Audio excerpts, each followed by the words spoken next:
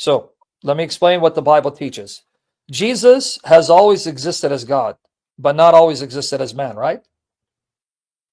Okay. Well, you're saying, okay. If God is spirit by nature, here, John 4:24. What is the nature of God? See, the nature of man is what? Flesh, right? Right. The nature of God is spirit, meaning it's not flesh. Here, John 4:24. God is a spirit, and they that worship him must worship in spirit and truth. Now here, it's telling you spirit by nature. If you look at the context, it means God's nature is spirit. Man's nature is what? Flesh. Now you have a spirit, but you're more than a spirit. You're an embodied spirit, right? Right. But God is not flesh, he's only spirit. You understand the difference? Yes. God is only spirit. You are more than spirit, you are enfleshed. So man is flesh, a spirit that inhabits flesh, right? Right. Not God. God has no flesh, right? Right. So before Jesus became flesh, remember it says the word became flesh? He became something he wasn't. Here. Was right. Yes. made flesh? Yes.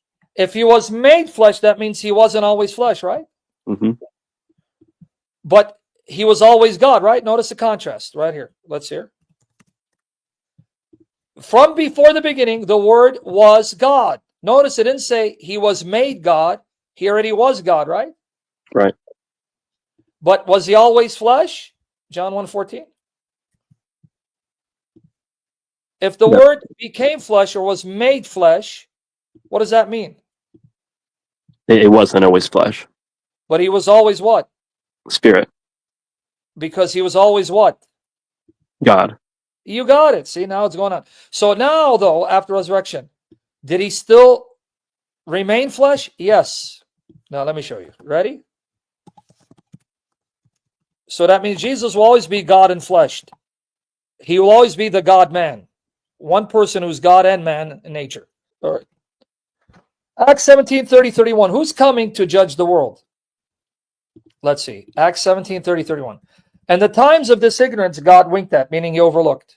But now commandeth all men everywhere to repent, because he hath appointed a day in the which he will judge the world in righteousness by that man whom he hath ordained. So who's coming to judge the world? Christ. That as a man. All right, but how can he come back as a man to judge if he's not still man? What does that mean? He still is man, right? You got it. I'll kiss your head. That means he's a man in heaven. And he's going to come back as what? Man.